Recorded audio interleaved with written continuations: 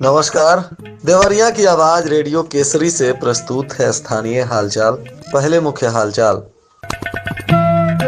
राष्ट्रीय लोक अदालत की तैयारी को लेकर हुई बैठक। सभी थानों पर चला एंटी रोमियो अभियान। ससुराल में कर दी गई जीजा की पिटाई, पुलिस जांच में जुटी। भव्य तिरंगा यात्रा में दिखा युवाओं का उत्साह। जांच में अधिकारियों ने एक वृद्ध महिला को बता दिया मृत। जीवित प्रमाण के लिए घूम रही है महिला। स्थानीय हालचाल के इस अंक के साथ मैं निकेत मिश्र। अब हालचाल विस्तार से।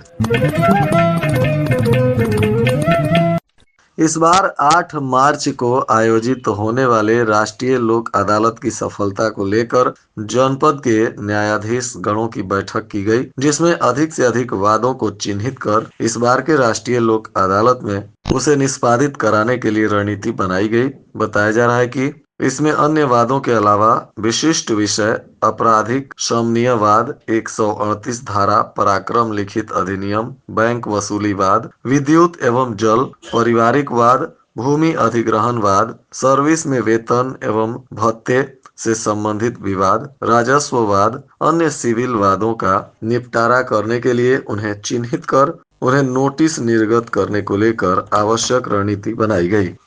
पुलिस अधीक्षक विक्रांत वीर के निर्देशानुसार जनपद में मिशन शक्ति अभियान का 5वां फेज चल रहा है। लगातार इसमें अलग अलग तरीके से महिलाओं को जागरूक किया जा रहा है। महिलाओं और बालिकाओं से बातचीत करते हुए पुलिस के महिला पदाधिकारी उन्हें अलग अलग तरीके से अपराध के प्रति जागरूक कर रहे हैं। इसी कड़ी में बघौज घाट की मिशन शक्ति की टीम आरक्षी अंकिता मिश्रा के नेतृत्व में महिलाओं और बालिकाओं को जागरूक करने के लिए पंपलेट इत्यादि का भी वितरण किया और महिलाओं को विभिन्न तरीके के हेल्पलाइन नंबर के बारे में भी जानकारी दी गई। और सुरौली की मिशन शक्ति टीम ने भी अपने अपने क्षेत्र में अभियान चलाया। इसमें महिला आरक्षी रंजना यादव, महिला आरक्षी नैन्सी पांडे और महिला आरक्षी सोनिया तथा भलुआनी थाना क्षेत्र के भी ग्रामीण इलाकों में चौपाल लगाया गया।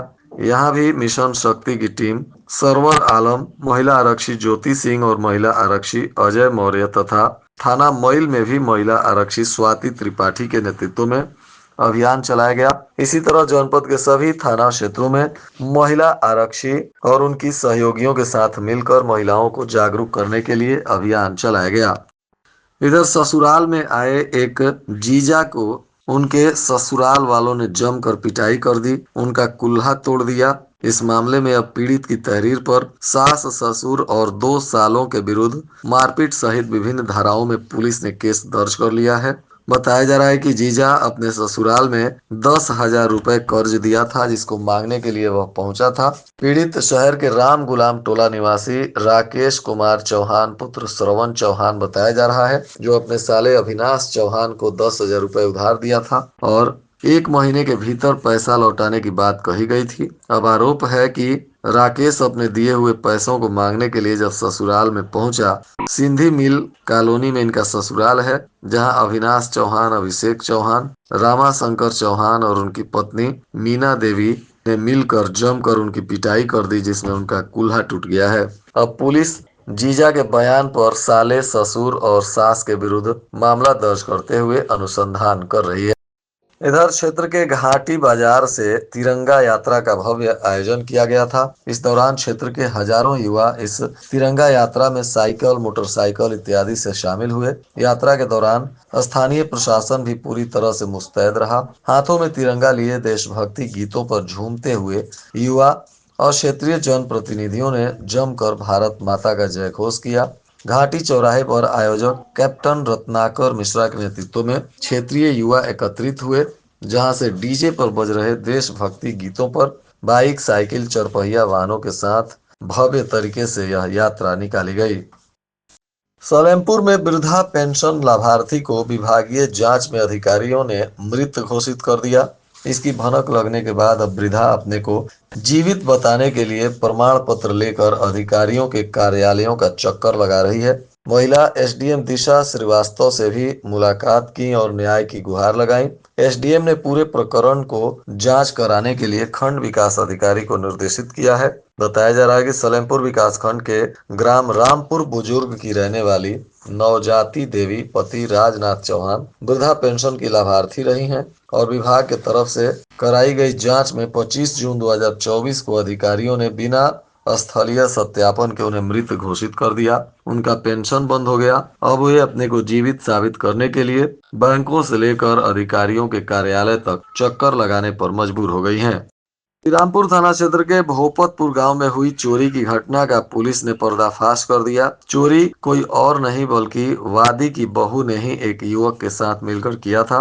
पुलिस ने दोनों को गिरफ्तार करने के साथ ही चोरी का सामान भी बरामद किया है। भोपतपुरा गांव की रहने वाली इंदा देवी के घर 25 दिसंबर की रात में चोरों ने चोरी की घटना को अंजाम दिया था। मुकदमा दर्ज कर पुलिस जब जांच में जुटी तो इस मामले में पुलिस ने छठ घाट भोपतापुर के समीप से मुखबिर की सूचना पर दिलीप कुमार निवासी नौतन थाना बरियारपुर को गिरफ्तार किया। पूछताछ में दिलीप ने बताया कि इंदा देवी की बहू के साथ मिलकर उसने चोरी की घटना को अंजाम दिया था। पुलिस ने इंदा देवी की बहू को गिरफ्तार कर लिया और निशानदेही पर चोरी के आभूषण भी बरामद किए गए। अब पुलिस दोनों पर आगे की कानूनी कार्रवाई कर रही है। तरकुलवा में फरार चल रहे पशु तस्करों पर पुलिस ने कुर्की की तैयारी शुरू कर दी है। आरोपी के घर पर पुलिस ने मुनादी कराकर कुर्की का नोटिस चस्पा कर दिया। बताया जा रहा है कि कुशीनगर जनपद के चौरा खास थाना अंतर्गत दीपू यादव पुत्र लाल बच्चन के खिलाफ तरकुलवा पुलिस ने 6 महीने पहले पशु तस्करी का मामला दर्ज किया था और तभी से दीपू फरार चल रहा है। न्यायालय के आदेश पर इसके घर मुनादी करवाते हुए धारा 84 का नोटिस चस्पा कर दिया गया है। इस दौरान थाना प्रभारी मृत्युंजय राय ने बताया कि न्यायालय के आदेश पर 84 के तहत वांछित के घर पर नोटिस चस्पा किया गया।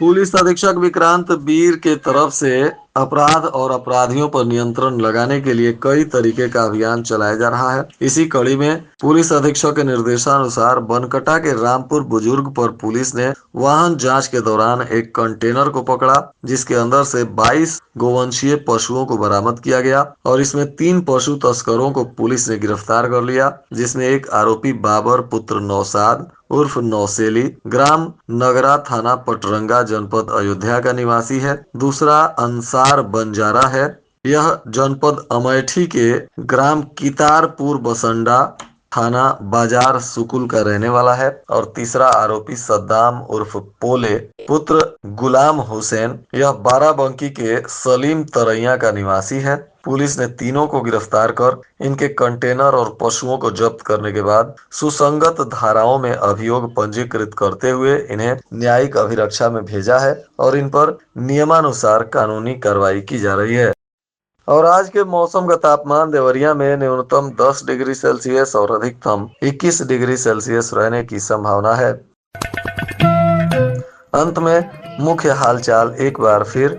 राष्ट्रीय लोक अदालत की तैयारी को लेकर हुई बैठक। सभी थानों पर चला एंटी रोमियो अभियान। ससुराल में कर दी गई जीजा की पिटाई, पुलिस जांच में जुटी। भव्य तिरंगा यात्रा में दिखा युवाओं का उत्साह।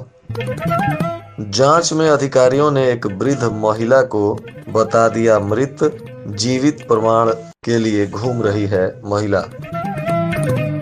इसके साथ ही रेडियो केसरी से प्रसारित स्थानीय हालचाल का यह अंक समाप्त हुआ। नमस्कार।